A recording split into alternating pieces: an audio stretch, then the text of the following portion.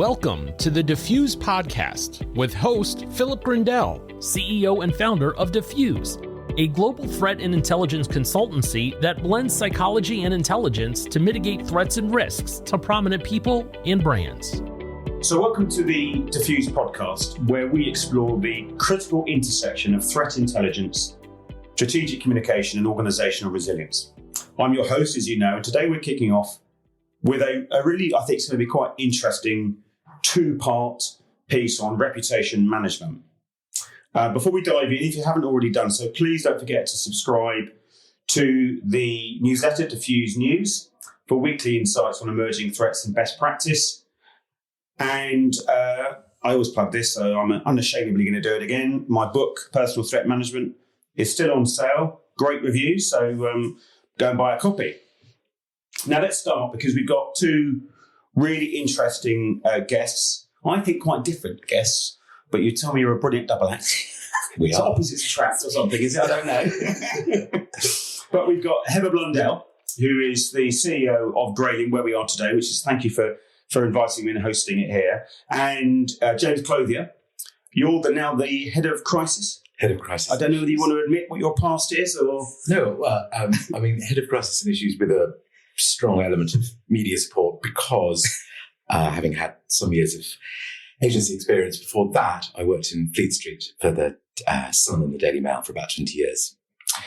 Must be different coming to this sort of sector then. Not so different as you'd think. Okay, it's interesting. I mean, it's still exciting things happen every day, and you'll start the morning with a blank sheet of paper, and by lunchtime it's overflowing. So it's busy. It's as busy as being a news editor on the Sun. Yeah, which is great. It makes it really fun. Yeah. So it's not that different. Okay. Just have to keep stuff out of the press now. Yeah. There's a lot of how do you minimise rather than how do you maximise. That's to solve problems rather than create them now. Yeah. Exactly. You're hosing them down rather than pouring attention over. And Heather, when Romilly first spoke to me and said, I can obviously Googled you. And the first thing that comes up is you're the youngest. Yeah. First thing comes up is, you're the youngest female CEO of a global PR strategic comms company. I think I might just be the youngest, Oh, yeah. Because my question was going to be, are you bothered that you're the youngest female? I think I am. Of the top 20 or global PR agencies, I think I'm probably the youngest, but someone's going to challenge me on that. Yeah. I suppose it depends if you tell your real age or not, doesn't it? Yeah, exactly. But no, I'm obviously incredibly proud of that. And, I do quite a lot of speaking around, because I'm a mum, got two young children, and, obviously the CEO here as well. So no, I'm really proud to be positioned like that. So how have you got here? What's your story, your history? I have grown up in global agencies, so I have done that since I, graduated, so 17 years ago. I worked for, I've done sort of long stints at the sort of two biggest, which are Edelman and Weber Shandwick, and this is a global agency that's slightly more mid-sized, and our centre of gravity is in the UK, which is quite nice actually, because some of the other bigger global agencies, it can be a bit more sort of US and global focused. That's it. I've just worked at global PR agencies. And what's your experience then as a woman in business in the current climate where, you and I talked about this before, around the kind of rise of misogynistic behaviour, the kind of almost acceptability that's drifted across the Atlantic from you know who. Yeah. But also, the last few years that I've been doing this, an increase on kind of open hostility toward women. What if you experienced that personally? Yeah, of course, yeah. And I think we've made a sort of huge effort at Grayling in terms of our EDI, strategy and policies and why it's important. I mean, it's diversity and equity and inclusion is so important for an agency like this. I use this example all the time. People are bored of me saying it, but look at our top 10 clients, even rattling them off sort of HSBC, National Grid, Birmingham Football Club, Grinder. I mean, of course I need a diverse workforce in order to service those clients. If I only hired one type of person, that would be an absolute disaster. So we do need a makeup of that. But you feel it as a woman. I'm not a person of colour, but I can empathise if you are the only person in the room who is a person of colour, because I often find myself in rooms where I'm the only woman. And in fact, I have just come from a meeting where I was the only woman, and there were about 10 people in that room. And it was, brilliant and a really productive meeting, but it's difficult to describe. It becomes very apparent very quickly. And you sort of have to, I guess, it's just sad. The more senior you become, that becomes more frequent. And I hope that changes. We've done a lot to change that here at the agency. But on representation on our UK board, we have 50% women, 50% men. A third are non-white, and we have a 0% pay gap. But we have had to be very deliberate and intentional around that in the right way in order to get there. And I as you said, from the US, we can see this movement changing, but we are in the UK, and I think we need to remind ourselves of that. But you must be connected to other very senior, very successful, very wealthy women around the UK. Yeah. What's their experiences? Do you talk about the sort of things we're discussing? Yeah, of course. I think there can be. It can almost sometimes feel like it's positioned as a bit of a weakness to have that experience or to find that difficult.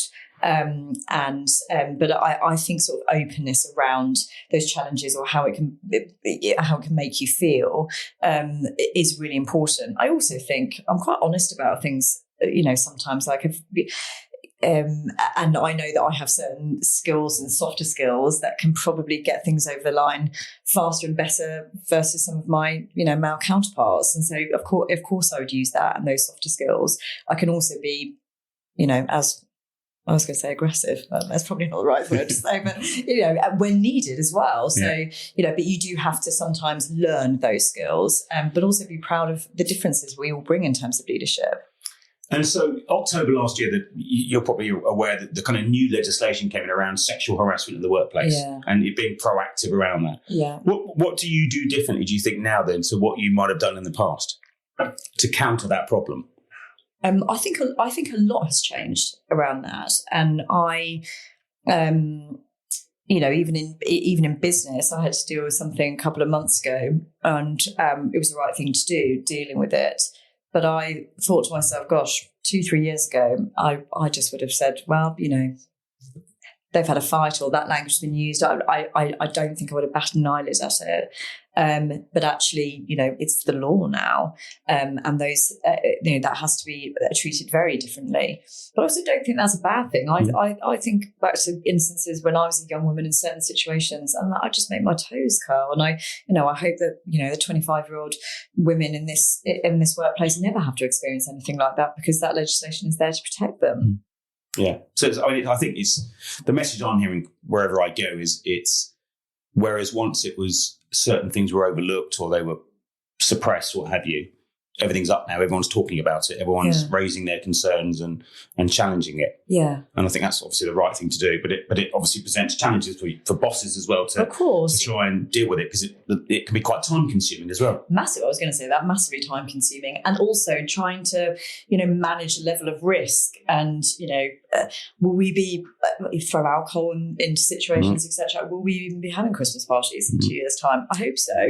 But those things Danny doesn't. Danny's laughing. Danny has to organise our Christmas party. That throws up challenges in terms of behaviour and what's acceptable, what's not, and that's really changed. Yeah. And so when even things like networking meetings, are just hazardous environments, aren't they? Because a lot of them are held in the evenings with alcohol, and it's uncomfortable at times. Yeah, particularly for women. Yeah, because you get middle-aged men who think they're far more attractive than they are all of a sudden thinking they're somehow emboldened because someone's interested in what they've got to say, because actually there's a business, they're being professional and thinking about a business perspective, but they're misreading the scenario. Yeah. But I do, what I'm encouraged by is, that's happened since, forever. Women have felt so uncomfortable in those situations, but, I'm not regularly, but it's escalated now, and people feel that's more acceptable and comfortable to do that, whereas 25-year-old Heather didn't, and just accepted that was part of the course. And I hope that women don't feel like that now. Junior women don't feel like that. I think that's a good point. So let's move on to kind of reputational risk then, because I'll be honest about, before I really properly, towards the tail end of me working in Parliament, I suddenly became aware of this term reputational risk. But is it always been something that you've been focused on? Yes, and I think there are obviously lots of different reputational risks.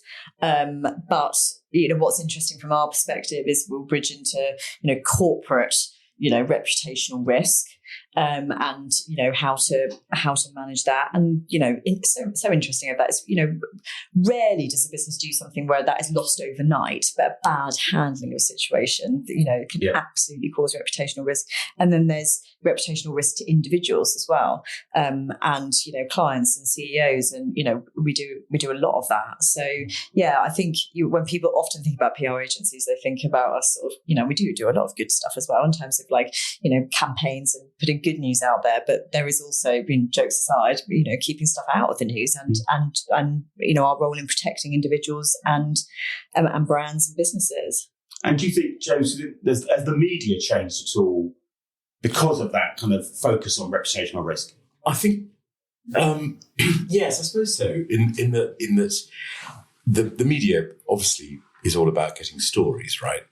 And a company that's got a very well-known reputation, like Greggs or Primark, people will read about Greggs or Primark, whatever it's doing. If it's bringing out a new T-shirt or a new sausage roll or something, that is news. So therefore, as the media's realised, because of the fact that you can tell in real time what people are reading all the time, it's very easy to tell who has a high or a low reputation, and therefore that becomes more fragile, or it becomes people get excited about what companies with a strong reputation are doing. So that's grown. The fact that if you write negative stories about a household name, you will get more eyeballs on it and more comments on it. So therefore it's a good source of writing stories. I think the thing to remember about the media is that it's made of people mainly who've never worked in business.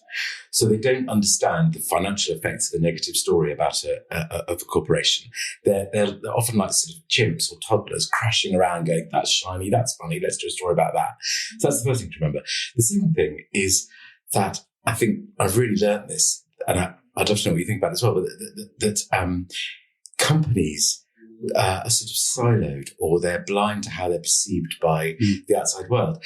And what companies do is take something like food production. Like, we all know, thanks to the Inside the Factory and programs like that, the process of making food is not a particularly pretty process. The process of making alcohol is sterile, with robots doing it. It's not like beardy old sailor types corking whiskey into old jugs or whatever.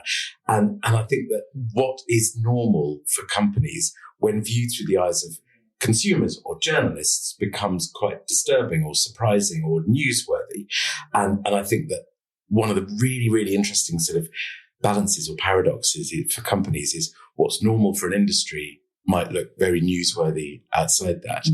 And it's sort of, I think part of the job, part of the role is when a company is exposed for doing a perfectly normal practice, is educating journalists that this is actually how it works, how it's always worked, and this is standard, and it's not a story because this is how the world works.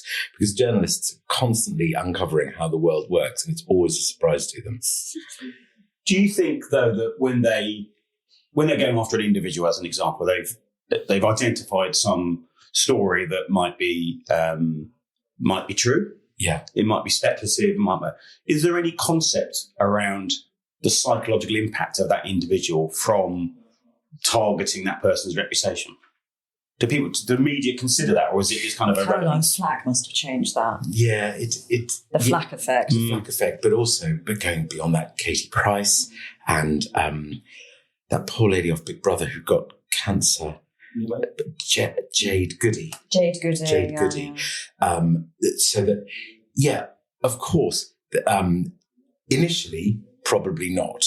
That you see someone who appears to live the life of Riley, who's got a great house, great car, perfect life, because that's the image, especially with Instagram and the great personal reputation. Everyone likes to present an image that their life's absolutely rosy. And so you think, well, we could write some fairly negative things about these people as it's often referred to as tall poppy syndrome. Mm-hmm. Someone's life's absolutely great, cut them down, they'll be all right, they'll grow back. But increasingly, yes, there is a consideration for this might go badly after Caroline Flack, but more so, clever celebrities and high profile individuals are good with the help of PR firms at saying things like, well, can you consider the effect on my children or consider the effect on my family? My wife, for example, and there's been many stories where journalists have gone gung-ho for an individual and it's been communicated to them that this might not be the most sensitive because their children are being bullied at school or their wife's terribly ill. And journalists do absolutely row back massively when they hear that. They aren't vandals. If they're told that this is going to cause harm, then they pull back. Mm. But I think what always surprises me, we are all, fragile. And so I was working with a female CEO quite recently who was very, very high profile, going through a very difficult time in terms of the business. And the Times had written an article about the business, and she was, the front and centre of it, spokesperson. And we've always had gorgeous press, and now it's been a bit challenging. And, she contacted me and she was really upset about this article. And I sort of opened it up, sort of like wincing. And I read it, I thought, oh, it's not that bad. Mm-hmm. But then I swapped my name for hers. And I thought, how would I feel if I was written about that? Because I was expecting the absolute worst, a real personal attack. And then just imagined exactly how I'd feel if that piece was written about me, and I would be really upset. So even if it's not blindingly obvious that that's a very personal attack, or perhaps that person's job might be on the line as a result of, stakeholder investment and confidence and shareholders, etc. We are all so fragile, and our job normally is to get our clients, amazing profile pieces and coverage, and we've seen it time and time again when all of a sudden it hits the fan. It's not very nice, and it's horrible for people, especially if they're so not used to it. But it's an interesting point you made there, because I can remember a bit when I was in Parliament doing the policing work there, and a threat came in or some abuse came in, and my team and I were like, well, that's not that bad. Yeah. Because we've been doing this for 30 years or 20 years. Yeah, you were a bit desensitised to it. And it was only when I said to my wife, God, she said, oh my God, that would horrify me if I had that. And I think there's a real insight into when you're in a profession, you can become slightly numb to stuff like that. Which is why it's so important to empathise. It's the first thing about effective PR, isn't it? It's empathising with the business as in what does it care about, empathising with the person as in how would they feel. And once you empathise and start to understand, then you realise what the priorities are and you realise what responses you can do and you shouldn't do, or how you go about it from there. But understanding is critical right at the beginning. And also, Heather, you talked earlier on around there can be an issue that is made worse by a poor response. Oh, yeah. Yeah. Look at the retail responses on the cyber attacks. Right, exactly. So, so is that because I don't know, is that because they've got in-house PR that aren't necessarily particularly good, or they've misread the situation, or how do people get it so wrong in the current age? Loads of things happen. So I'd be interested in James's thoughts on this. I think the most challenging is when to respond. So are we going too late? Are we going too early? I remember, Harrods and their response to the, sexual abuse. I mean, it took them days. So that's, too late. I have seen stuff where I think, oh God, you should have waited 12 hours there.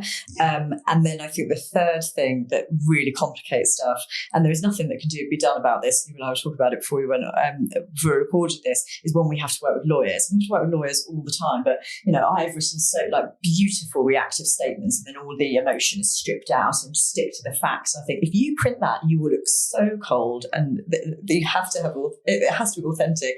So we have to get to a middle ground there. Sometimes that middle ground doesn't look great.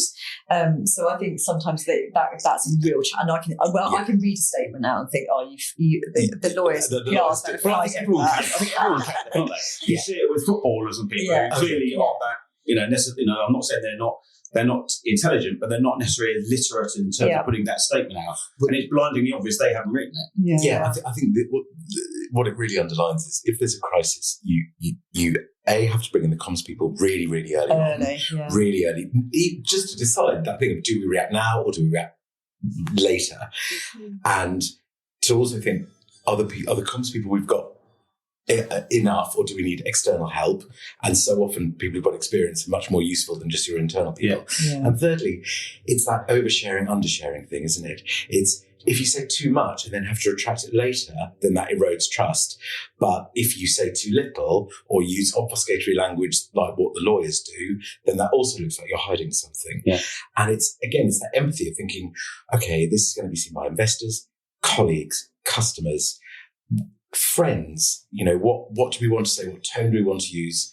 All those kind of things to get it right. And so is there benefit then to having independent people like yourselves as opposed to internal people who might be forced by bias? Obviously. But in terms of avoiding bias and avoiding group speak and being pressurised to sort of say certain things when that may not be the right thing to do. Yeah, of course. Clearly, you can give a impartial perspective. And that tough conversation. I'm thinking about something that we were brought in to deal with earlier this year, and there were loads of tough conversations that no one was really willing to have. And you sort of walk out thinking, oh well, if they don't like it, they'll fire us. But in order to get it right, someone has to say it. And of course, there are loads of brilliant in-house PR teams who will understand the business and brand way better than we can. But when it hits the fan, you do need an outside perspective.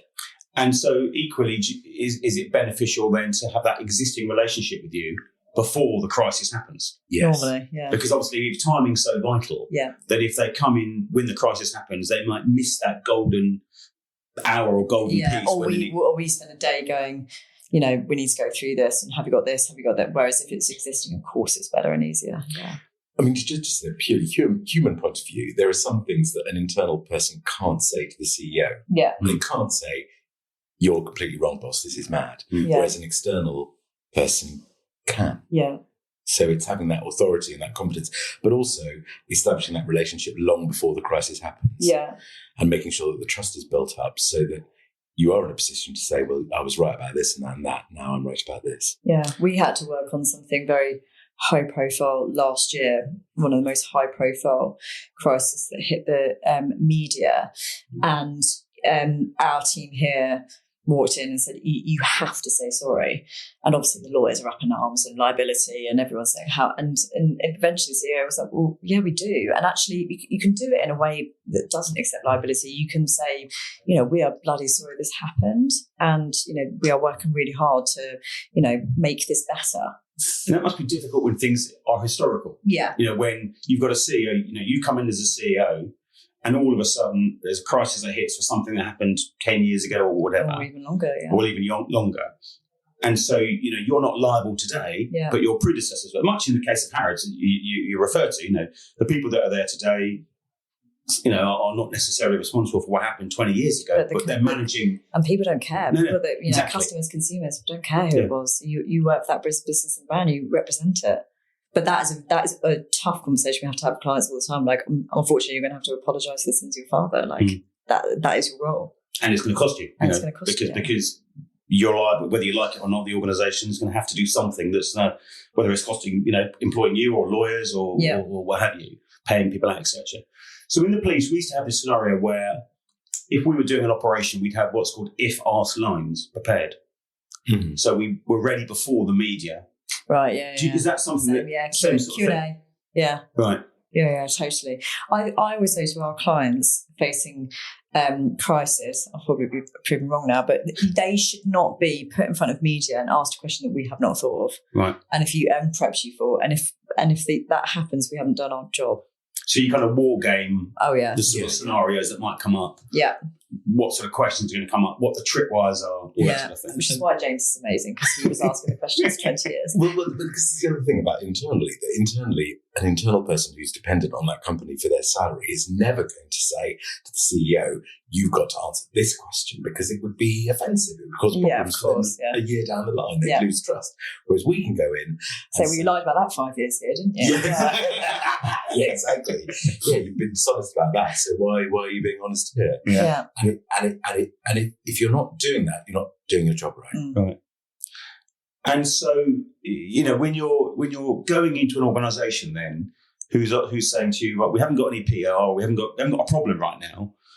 Are you just kind of assessing all of their comm strategies and sort of seeing how well trained are you? Have you had training in speaking to the media, all that type of thing? Is that how you kind of go in and upskill people? Yeah, I mean, you go in and you say, you empathise. You say, well, what does your business do? What are you most worried about? What things have gone wrong in the past? How do you deal with that? There's the obvious things that can affect every single business, like cybercrime. There's a business that's attacked by cyber criminals every 39 seconds at the moment. It's a matter of when, not if, you will be attacked by cyber criminals. You have a cyber event. So every company will at some point have to suffer that. So you talk about the things that could come out of nowhere, and then you talk about the things that will probably affect that business. So if you're, that crane over there, someone will eventually fall out of a crane, or there'll be an accident on a workplace, or like we were talking earlier, we've got Harrods. I mean, they could, what you were saying, that there could be a Christmas party where something goes wrong. Yeah. So it's the obvious things and the less obvious things. And then you talk about what their responses might be, how they'd handle that, and not just how they'd handle the incident, but how they'd communicate about that incident externally, and who would be interested in what they expect to hear. Yeah, we call it a sort of crisis preparedness, and that's the kind of package that a client could buy. But most often, I think we're brought in, and this is where, rather than like, oh God, we're on the front page of the Sun, which has happened to me. But it's not me personally applying. But I'm sure there's time. But for a client to bring us in 3 months beforehand saying, this might happen to us. Yeah. Can we scenario plan a bit? Who are our spokespeople? What has happened? Like absolute, and that's our job isn't to cover stuff up. And we always say that. We've lost big jobs over this, saying, look, we're not here to cover stuff up. We're here to let the light in, and that's going to be uncomfortable, but that's what you're going to have to do. So let's spend a few months, if we've got a few months, working through that, so that if and when it does hit, that you're in the best possible position you can be. Because, of course, you've got the Alistair Campbell scenario where you're just accused of being a spin doctor. And I guess there's this... This is different, though. But I guess there is elements of that. In some companies are going to do that. They're going to, try and spin their way out of something. Yeah. But I guess you have your own strategy about how you as an independent organisation operate. Well, you have to be honest. Yeah. You have to be honest. Because if you're not, if you lie, that's always the thing with journalism. If you lie, then you're in trouble. Yeah. But you communicate effectively and prepare, because this is the other thing about a crisis. When it happens, no one is really thinking, what should we, how can we craft a press release perfectly? You've got to have as much of it done already, because when it happens, everyone's running around with their hair on fire. We've had a lot of, not a lot. I've worked on something I can really remember with one client where media got hold of it, but only half of it. And we were like, well, it's only a matter of time before they find out X, Y, Z. So, and it's not always obvious to say, okay, well, you need to say it because you'll look so much better if you're transparent. And when do we lift the lid on it? And those are the types of delicate and strategic conversations that we can have with clients, saying, okay, well, if they've got that half, it's only a matter of time. So do you own it? Do you wait for them? That's when it can become knotty. And do you think companies and high profile individuals are better at it now than they used to be? Being better prepared, better able to manage the crisis? Oh, I think they're certainly more, I don't know what you use. I'm certainly more aware that these things can happen. It was so interesting if you watch, watching a lot of the, obviously adolescence recently, the post office scandal, it made you remember what life was like without social media and how isolated these instances must have felt, because the post office scandal happened now, 24 hours everyone would be connected and it would be on the Daily Mail, and it just wouldn't have happened, whereas people thought they were on their own, and that's why it was such a scandal, because they were also told that they were on their own, and and therefore it really blew up. So actually social media, we slag it off all the time about how awful it is, but actually it has almost increased a lot of transparency, that people just can't get away with stuff that they used to be able to. That's true, but I think a really interesting thing about social media is that a well-known British car manufacturer, when they brought out an advert that was quite striking last year, how quickly the response on social media was to just have fun. And it wasn't really a crisis or an issue, but it was just interesting how what social media does is it there's a desire to laugh, which I think pre-social media wasn't. If something was bad, then people would sort of complain or it would be taken very seriously. Whereas now if a company has an issue, they become figures of fun, which I think is quite difficult to deal with if internally you're really anxious and worried. Do you think that well-known car manufacturer did that on purpose? I think it's quite possible that they did, but then I'm not sure how well that would have gone down amongst their potential customers. That do you want to be driving around in a clown car? Laughing. So, but you bring up, an interesting point. If you think about the comment you made earlier on around timing is so critical, that must be more difficult now that with the internet, where things have, before you've even woken up, it's gone around the world and back, and you've kind of lost control of it. Yeah. Oh, and totally. And issues and crisis. I remember working on something for an airport, and it was as a result of a tweet. So it's like, not only is it being talked about and, discussed on the social, it's breaking on social. And so, in terms of how we manage things, it used to be doing the media monitoring. Now it's, the social monitoring, the media monitoring, the sentiment analysis, throw a load of AI in there as well. Like it's, we can move fast and, but that's a lot to get through and a lot of conversation to understand.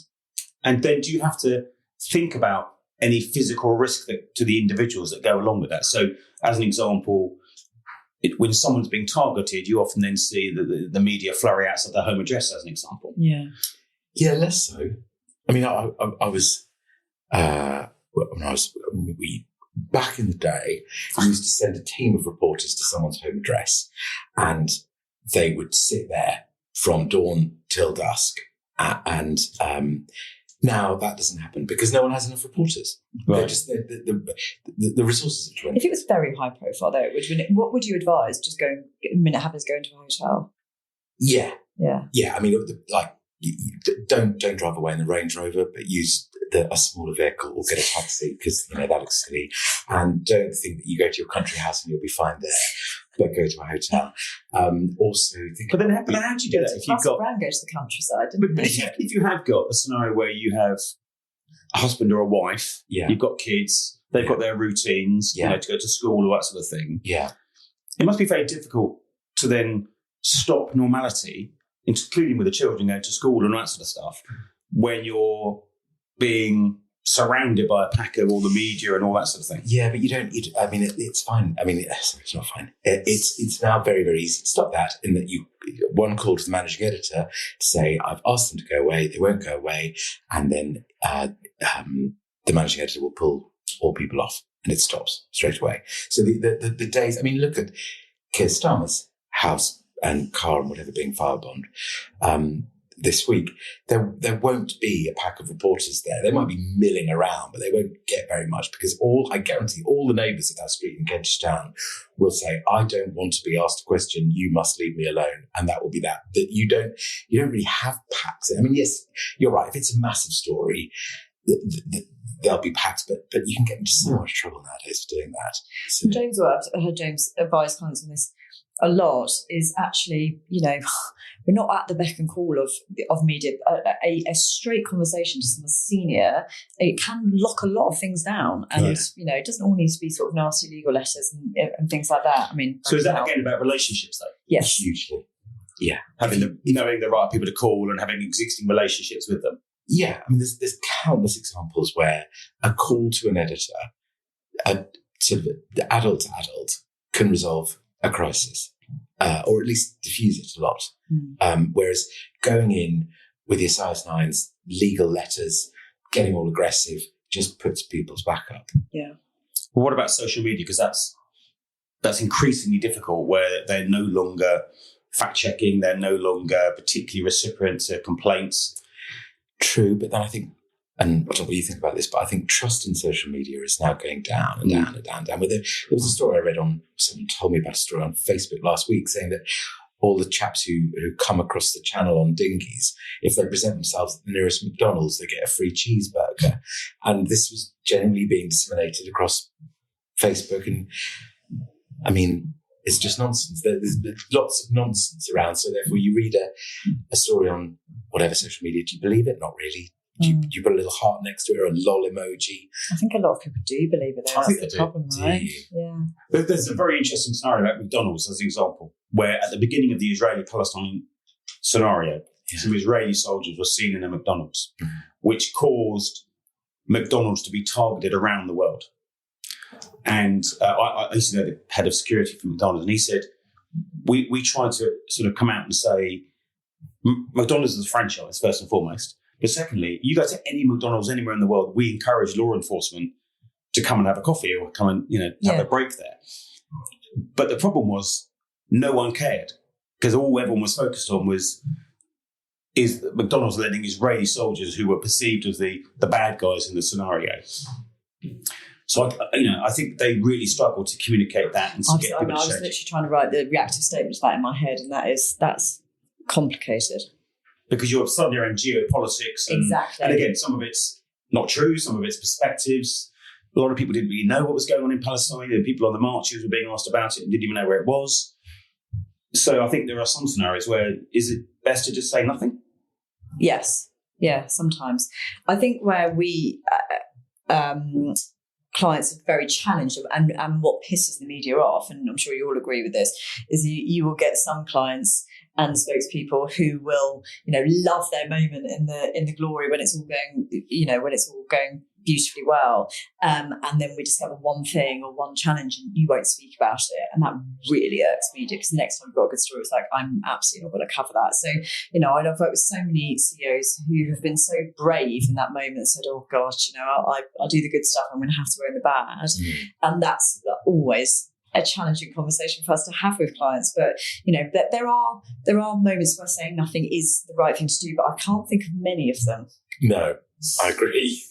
Especially that, isn't it? If you're all the time when the sun's shining and the birds are singing, you're there happy to talk about it. But as soon as the clouds, I bet nothing annoyed you more, like when that happens. Of course. Actually, the worst thing is when there's a bad story and they come up with that kind of horrible, we're here for the good times, everything's great, like not acknowledging that there's a wrinkle. Can that become the story in itself then? Yeah, of course. Very easy. Bad reactive statement. Very. If it looks tone deaf, it can make it 1,000 times worse.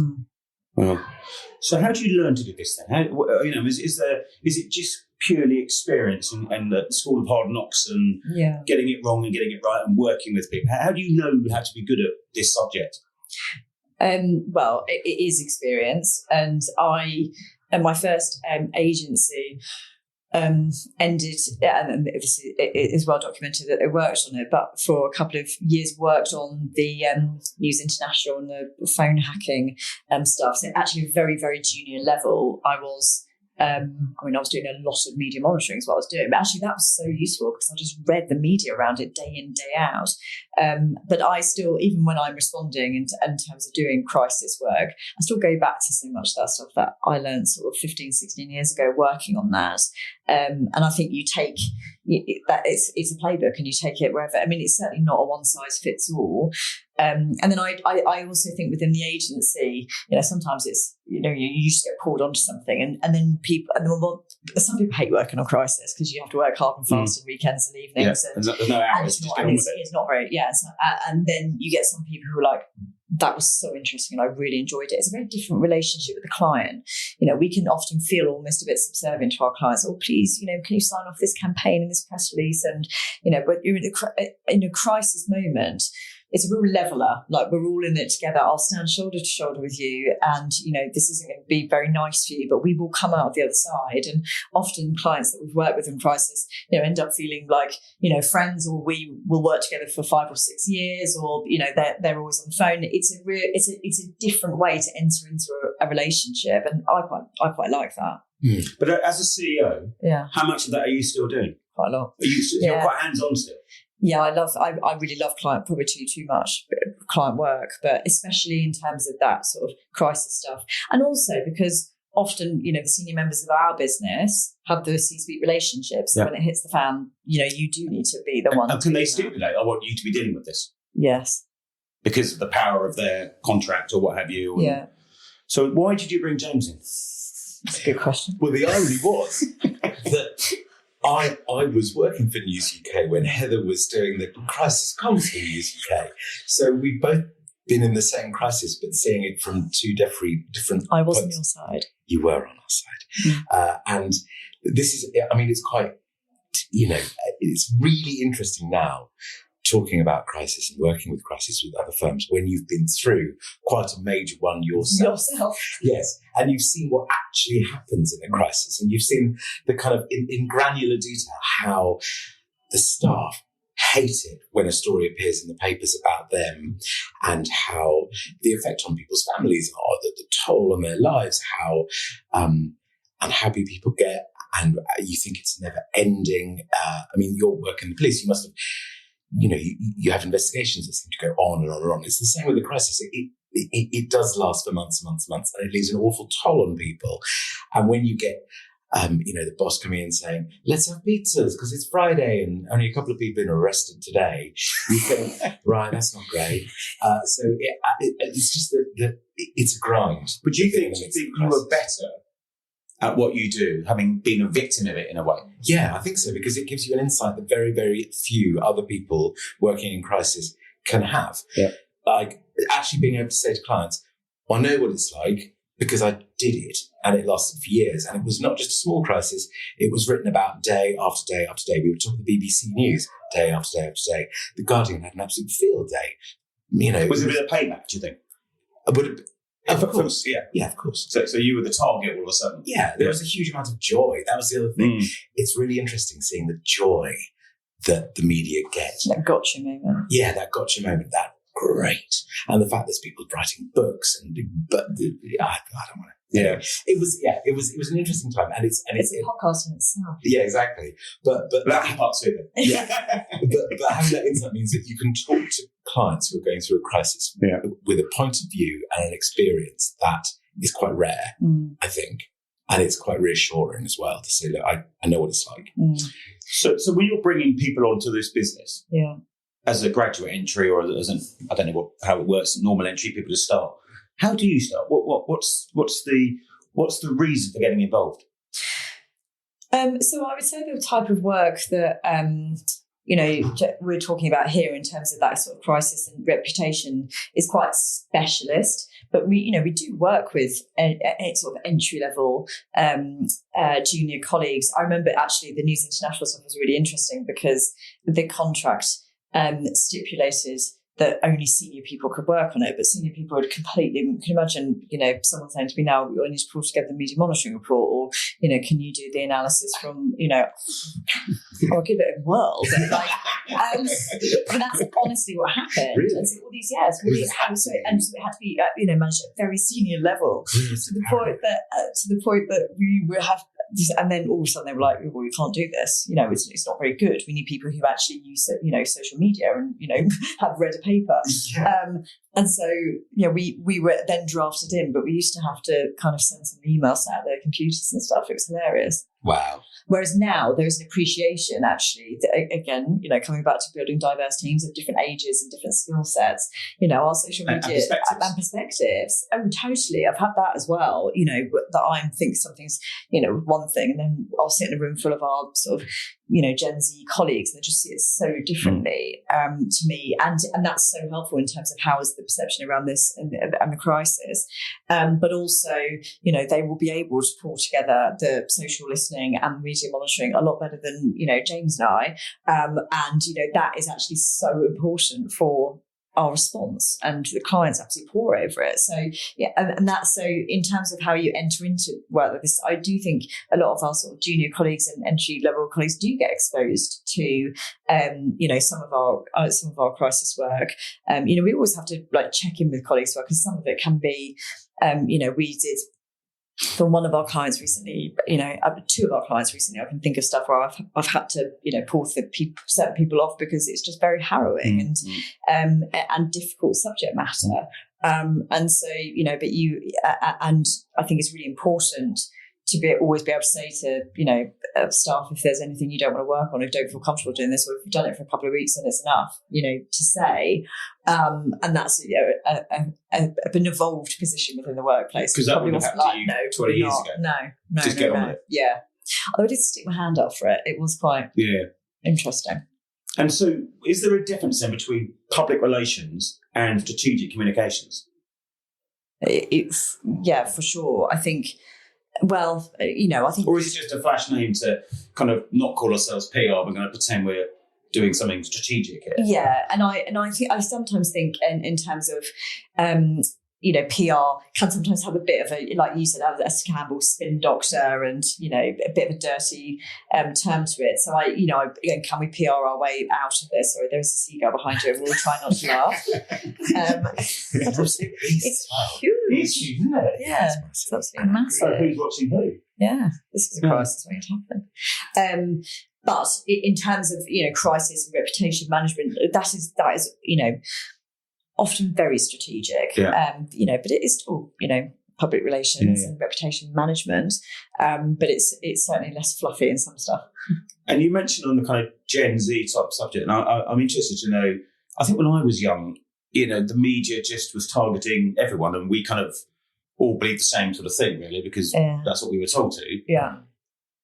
That's changed dramatically, I think, in terms of the perceptions I might have compared to my nieces and nephews, an example. Yeah. So are you having to factor all that in as well when you're working with a crisis, in terms of we need to be appealing to different groups? Or even where they get their news, like someone recently told me, I was like, we actually need to factor that in. The majority of teens getting their actual news from Snapchat. Oh, that's insane. Yeah. Well, it's not insane. You're right. It's the modern way. But this thing about news avoidance is huge now. That vast amounts of young people, 18 to 24-year-olds, would not go near a paper, would actively avoid the BBC News, switch the radio, the wireless off if it comes on. So you're right. So in terms of PR, positive PR, strategic communications and crisis communications, you've got to think, where are they going to get it from? And their reactions can be different because of their informed lived experience. But also, how do you reach people who actively avoid legacy news sources? Although I would suggest that, that these new media have to get their news from somewhere. Yeah. And most stories that they talk about started with legacy media and then bleed into that and then get picked over and poured over. Yeah. So I still think there's a vital, one has to care about, even if you want to talk to 18 to 24-year-olds, you've got to care about what's being written in, paper and ink, because it will travel there. But do you think people are more accustomed nowadays to just read a headline? Rather than the whole piece. I was talking to a mate from the Express the other day, and it's all about the headline, because once you click into it, then it's a win. They don't care if you don't read more than a couple of paragraphs. You just have to click into it. So the headline is absolutely vital. But from your perspective, though, when you're trying to communicate a story, that must be problematic. It's really problematic. If you know they're probably not even going to read the story, they're just going to read often what's a hook point to try and grab your attention. I had a call from a client a couple of weeks ago on a Saturday who wasn't happy. because of the headline. And like I said, but if you read paragraph 4, that's our position is really clear there. And he was like, well, no one's reading paragraph 4, Heather. And I was like, yeah, that is true. Yeah. And often you can, how many times have we, clickbait headlines, or we'll phone up a journalist and say that the headline is really unfair and doesn't reflect the article. And they always blame their editor. It didn't go in like that. Yeah, I didn't write it like that. Yeah. I don't know what's happened. Well, we said that to politicians, though, when they'd have a threat and I'd speak to them and say, oh, that wasn't, I was misquoted. Yeah. Were you going to take them up on it then? What are you going to do about it? But it's an easy way out, obviously. But so where's the future of this going? What do you sort of predict are going to be the issues going forward in the next 3-5 years?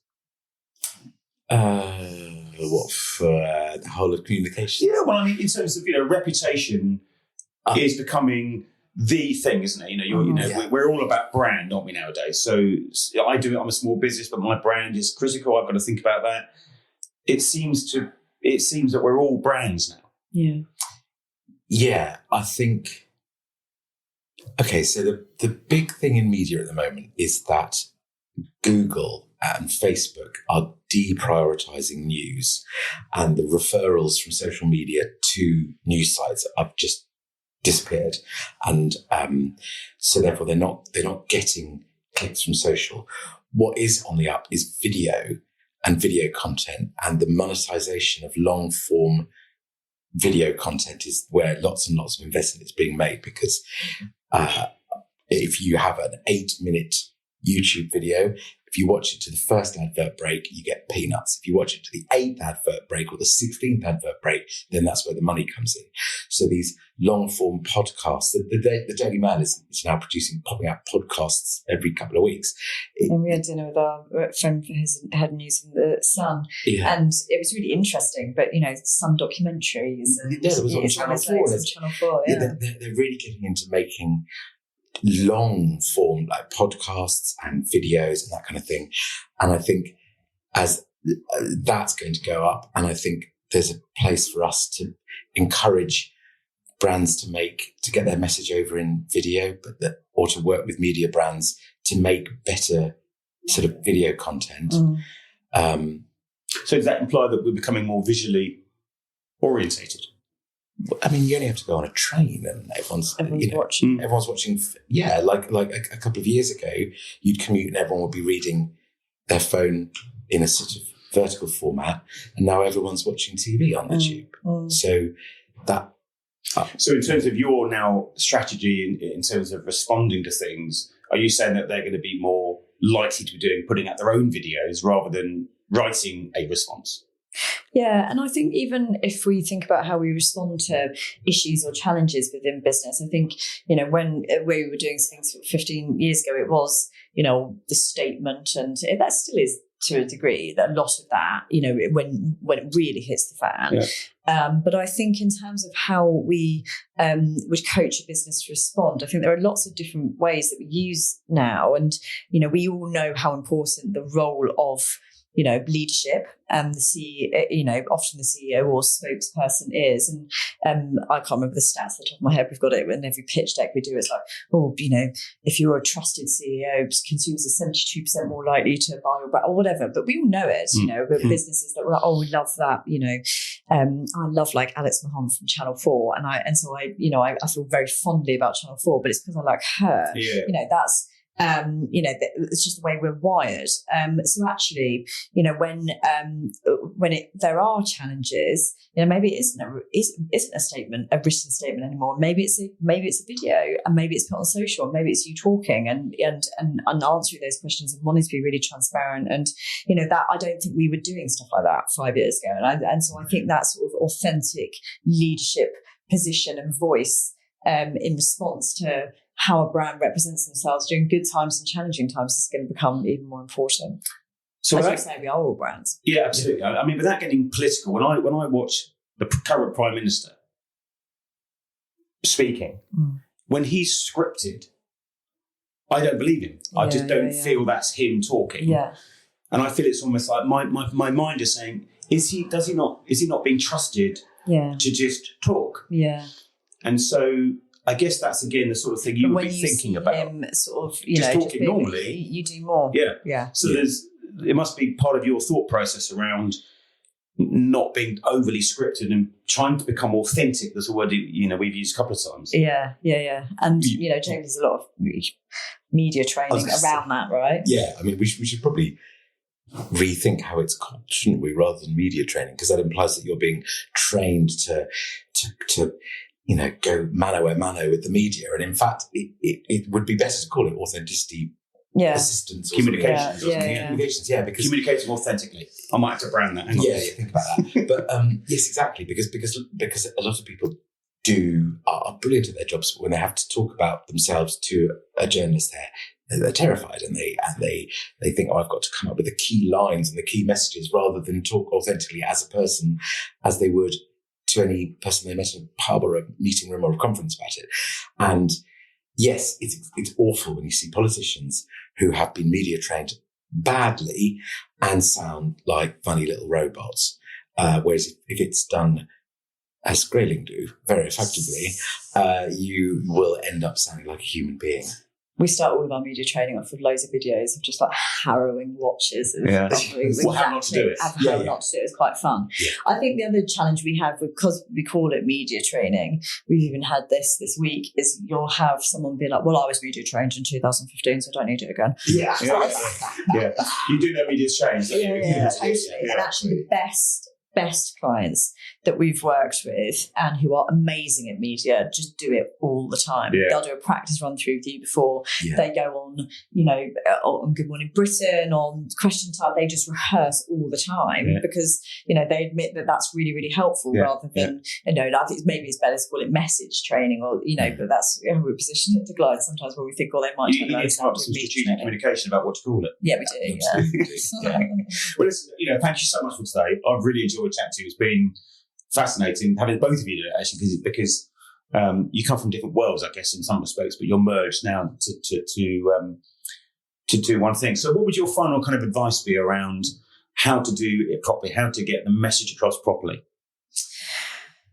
I think my sort of key takeaway in how to get the message across properly, for agencies and clients, particularly as we are talking about sort of reputation management and, sometimes when it's challenging, let the light in, be cards on the table, honest, and to, be considered in terms of how you're responding, in terms of, as we've talked about, timing, and then again, sorry to use this word, but, authentic to the business and the brand and the people involved. And be human. Yeah. And I guess that comes into the kind of, I'm sorry, listen, we cocked up, or we got this wrong, or we misread the situation, etc. You can see that when you do that, the heat coming out of a situation. Quite recently, we worked on something, and we were so honest in our response. The media were like, "Oh, that's a bit boring." Kills the story, doesn't it? In a way, killed doesn't it. Oh, we got this absolutely awfully wrong. We need to go and have another look at it. Thank you.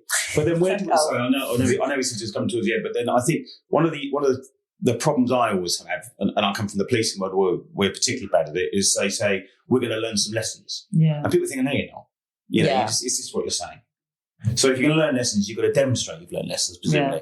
Yes, totally. And the other thing that we have, media are quite good at this, is they'll come back a year later and go, so what have you done?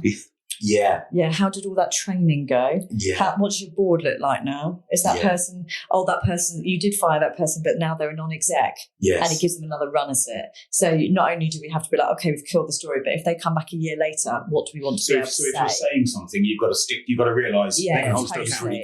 The media love that when they get something and they think, I'm not going to forget about that. No, it's a classic Sunday for Monday thing. Yeah. You think, what were we doing this time last year? Right, that was massive. Let's go back and see how they've done. And if they haven't done anything, boom, that's another story. Brilliant. Well, isn't he awful? Well, you've employed him, not me. But James and Heather, thank you so much. It's been a real privilege. Thank you so much. Thank you for having us. Thank you for listening to the Defuse Podcast with host Philip Blundell, CEO and founder of Defuse. Please rate, review, and subscribe on your favorite podcasting platforms.